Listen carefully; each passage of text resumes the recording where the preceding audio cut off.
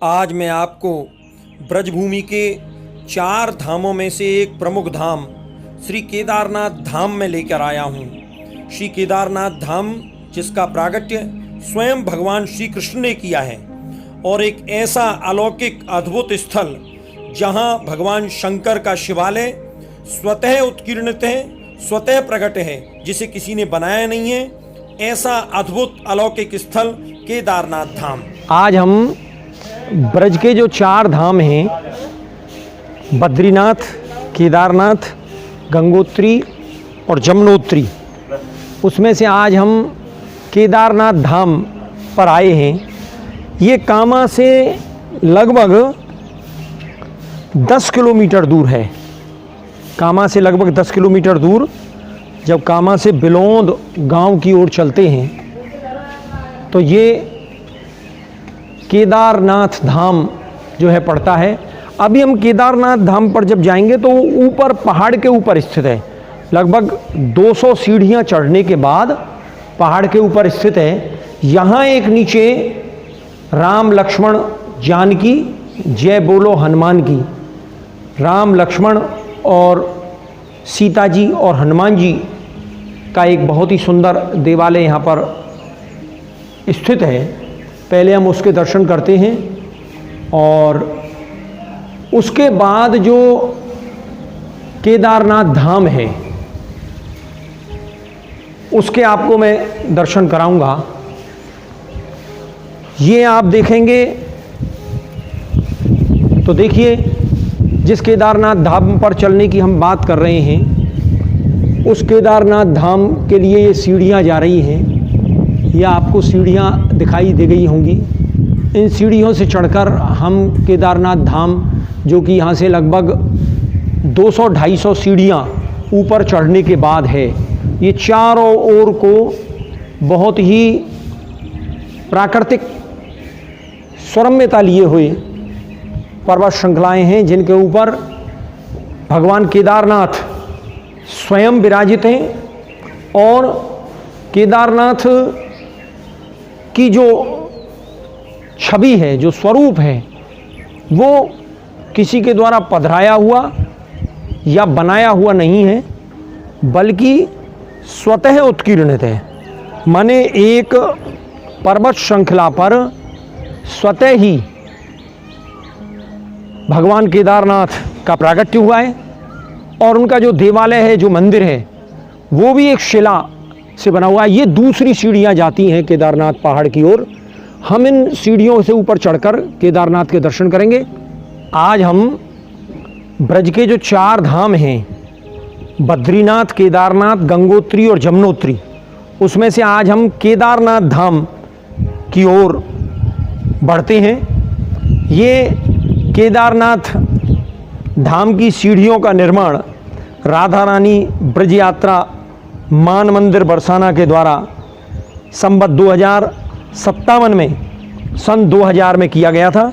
ये सीढ़ियाँ जो हैं ये केदारनाथ धाम की ओर जाती हैं। एक विशाल पर्वत श्रृंखला के ऊपर भगवान केदारनाथ विराजमान हैं। भगवान कृष्ण के माता पिता नंद यशोदा जब वृद्धावस्था को प्राप्त हुए तो उन्होंने अपने पुत्र से ये कहा कि भाई, हमने जब तुम्हारा प्रागट्य नहीं हुआ था, भगवान कृष्ण का प्रागट्य नहीं हुआ था, तब भगवान कृष्ण के माता पिता नंद यशोदा ने ये मनौती मांगी थी कि हमारे जब पुत्र रत्न की प्राप्ति हो जाएगी तो हम जो 4 धाम हैं उनकी यात्रा करेंगे, उनके दर्शन करेंगे। अब 80 वर्ष की वृद्धावस्था में भगवान कृष्ण ने सोचा कि ये मेरे माता पिता कैसे दर्शन करेंगे, 4 धामों में कैसे भ्रमण करेंगे, कैसे पहुंचेंगे। तो उन्होंने ब्रज में अपनी योग माया के माध्यम से 4 धामों को प्रगटाया है, उनका प्रागट्य किया है। उन 4 धामों में बद्रीनाथ, केदारनाथ, गंगोत्री और जमुनोत्री, ये 4 धाम हैं। उसमें से आज हम केदारनाथ धाम की ओर बढ़ रहे हैं।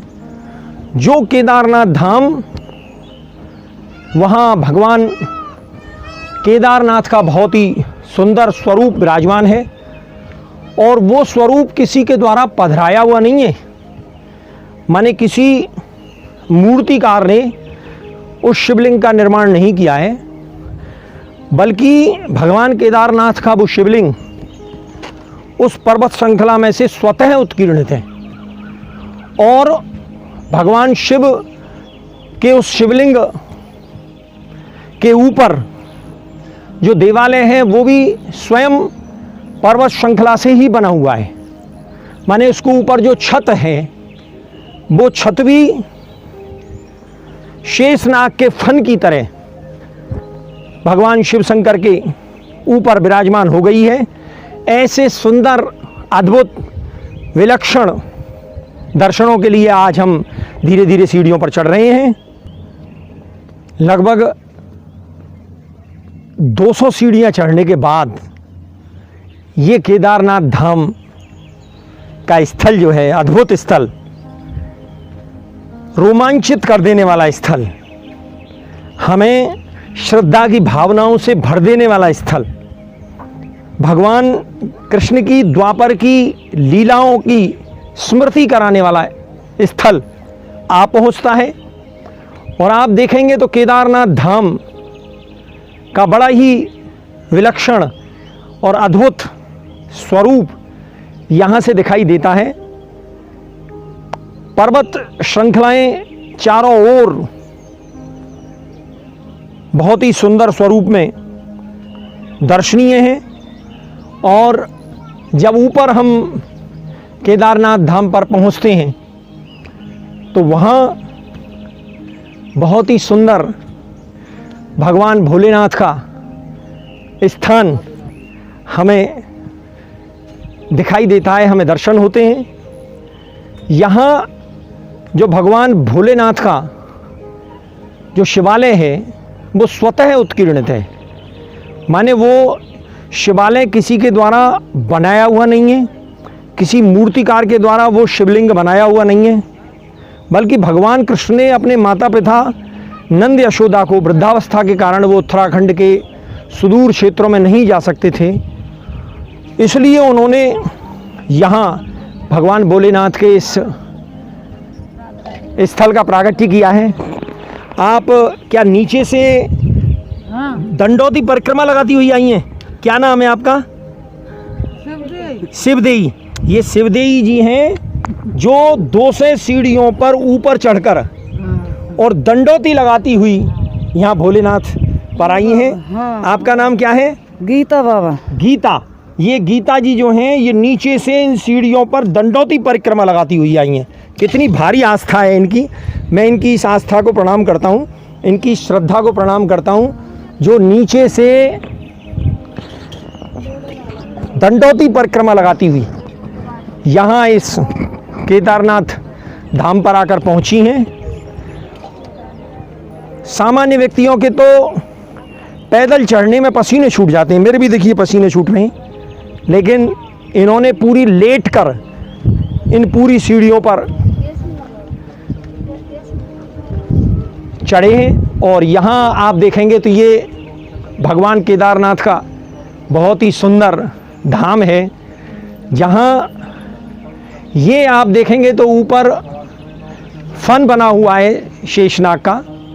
ये जो मंदिर है, ये जो देवालय है, ये भी किसी के द्वारा निर्मित नहीं है, बल्कि स्वतः उत्कीर्णित है, स्वतः ही बन गया है। और इसमें जो शिवालय के अंदर जो शिवलिंग है वह भी स्वतः उत्कीर्णित है, एक शिला पर स्वयं ही प्रागट्य किया हुआ वो शिवालय है। अभी कुछ भक्तगण जो हैं वो भीतर पूजा अर्चना कर रहे हैं, उसके बाद हम भीतर के दर्शन आपको कराएंगे। तब तक आप देखिए ये बाहर का बहुत सुंदर स्वरूप। ये एक ऊंची पर्वत श्रृंखला पर भगवान केदारनाथ का धाम है।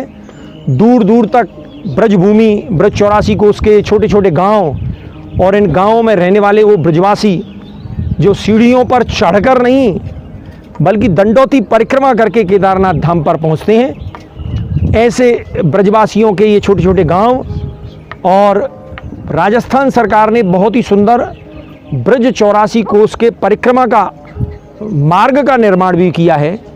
और उस परिक्रमा मार्ग से हम जब कामा होकर पहुंचते हैं तो विलोंद गांव से होकर लगभग 10 किलोमीटर दूर ये केदारनाथ धाम है। और उस केदारनाथ धाम में बहुत ही सुंदर भगवान शंकर के उस शिवालय के हम दर्शन करेंगे।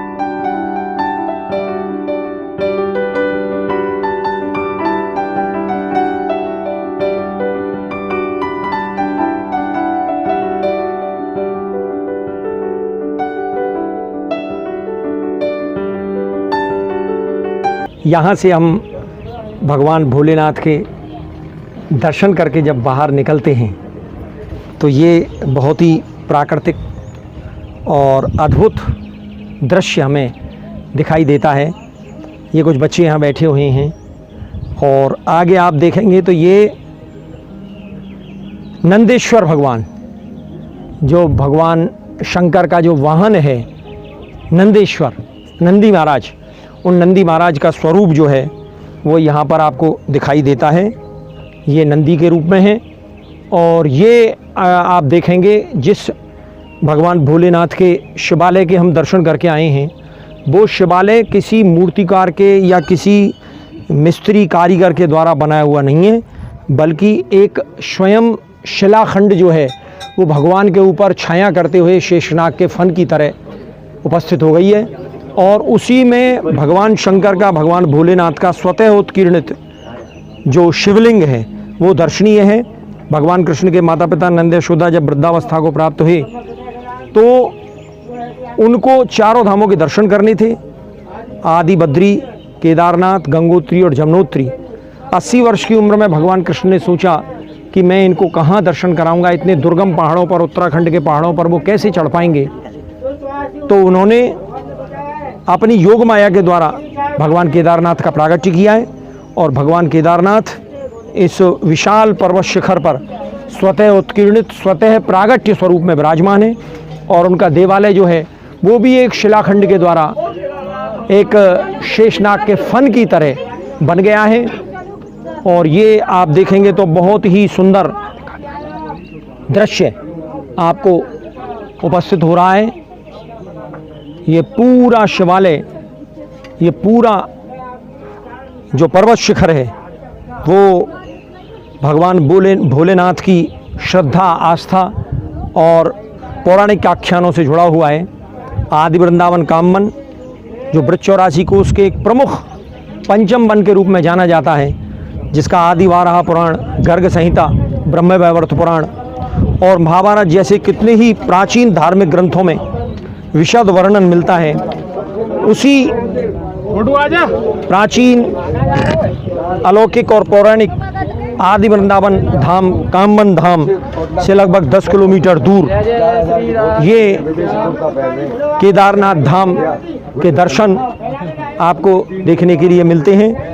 और बड़े ही दूर दूर से ब्रज 84 कोस के परिक्रमार्थी जो विभिन्न ब्रज 84 कोस की यात्राओं के माध्यम से यहाँ कामवन धाम में पधारते हैं, आते हैं, वो भगवान शंकर के इस अद्भुत और अलौकिक स्वरूप का दर्शन करके अपने आप को कृतकृत्य अनुभव करते हैं। और ये आप देखेंगे तो एक पर्वत की शिला पर शेषनाग का चिन्ह जो है वो बना हुआ है, भगवान शेषनाग का चिन्ह। क्योंकि यहाँ का एक एक शिलाखंड, एक एक प्रस्तर, एक एक पर्वत का कण कण भगवान भोलेनाथ के प्रागट्य की कहानी कहता है। भगवान भोलेनाथ के धाम में, केदारनाथ धाम में, यहाँ का एक एक पर्वत शिखर, एक एक शिलाखंड स्वतः प्रागट्य किया हुआ है, किसी के द्वारा बनाया हुआ नहीं है। और इस धाम में आकर एक अतीव अनुभव, एक अतीव शांति, एक अतीव श्रद्धा और आस्था हमारे हृदय में जागृत हो जाती है। और उसी ब्रजभूमि के इस अद्भुत और अलौकिक स्थल के दर्शन करके हम अपने आप को बड़ा ही कृतकृत्य अनुभव करते हैं। ये देखिए सामने कितना सुंदर शिवालय का स्वरूप, और जो शिवालय स्वयं बना हुआ है और उस शिवालय के अंदर भगवान शंकर का जो शिवलिंग है वो भी स्वतः उत्कीर्ण, स्वतः प्रागट्य है, वो किसी के द्वारा बनाया या पधराया हुआ नहीं है। ऐसे केदारनाथ धाम में आकर हम सब भगवान शंकर की श्रद्धा में अपने मस्तक को नभाते हैं और भगवान भोलेनाथ का एक बार जयकारा बोलते हैं। बोलो केदारनाथ धाम की जय, बोलो शंकर भगवान की जय। जय जय श्री कृष्णा, जय श्री कृष्णा।